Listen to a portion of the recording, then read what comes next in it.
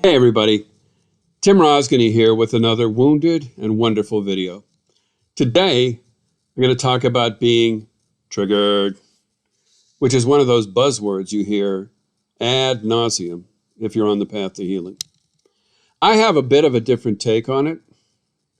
So here's a radical thought. What if being triggered is simply your baseline? And here's what I mean by that.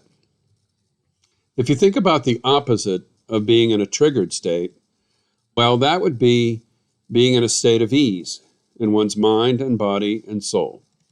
And I'm suggesting that few, if any of us, move through our days in such a state of equilibrium. I know I sure don't. My mind is often operating on overdrive, and my mouth sometimes follows suit. And even when I'm ostensibly relaxing in bed or sitting in my recliner, one of my feet is often vibrating in place. And if I'm sitting with my feet on the ground, I guarantee you that my right leg will likely be bouncing a mile a minute. Trying to quiet my mind into a state of mindful meditation can often be an exercise in frustration. My mind wants to go racing off into the past or the future, or into imagined scenarios, or thinking about what the BOGOs are at Publix this week. Even in sleep, my dreams often reflect my agitated inner state and are less than peaceful, to put it mildly. If, like me, you did not grow up in an idyllic family environment in which you were showered with unconditional love, you probably learned at a pretty young age how to be in a state of hyper-awareness.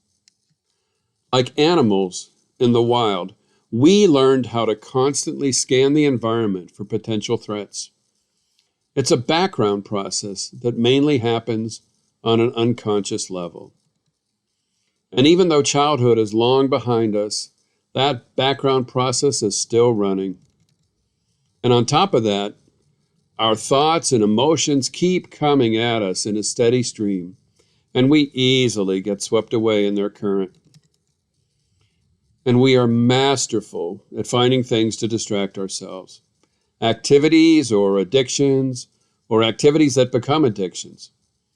That phone you may be holding in your hand right now has become a permanent source of distraction for many of us, a planet-wide addiction. Yet, when the distractions have all run their course, when all around us is quiet, that's when we become most aware of that aching restlessness at the core of our being.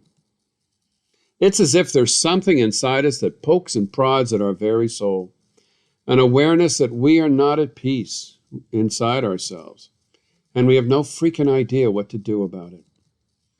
I call that thing that prods at our soul the false self. It's the accumulation of all the conditioning we've received in our lifetime, most especially during childhood. We are agitated at the very core of our being because we know that we're somehow trapped inside ourselves and that we're the only ones who can set ourselves free. Ironically, that deep agitation is itself a reflection of the amazing fact that you've become aware that you are not your conditioning. You've become aware of your programming, and you know that your programming is not you, not the real you anyway. And yes, I know there may be a part of you that longs for the days when you were blissfully unaware of your conditioning. We can romanticize that in some ways, life felt easier when you didn't know how wounded you were. But the wiser part of you knows that it's better to be awake than to be unconscious. So, is there a light at the end of this tunnel? Or did I say all of this stuff just to make you feel bad? I do believe that being aware of that agitated baseline state, that triggered state, can help us move forward on the path to healing. Becoming aware of the false self is a first step toward reclaiming your own amazing power. And I hope you can draw comfort from the fact that you are not the only one who feels this painful unrest inside your soul. There are 8 billion of us on this planet, each of whom has to cope with their faulty programming in whatever way they're capable of. So please know that you are not alone on your journey. And please give yourself the grace of being open to the possibility of a single moment of peace today. It is there, patiently waiting for you. I promise.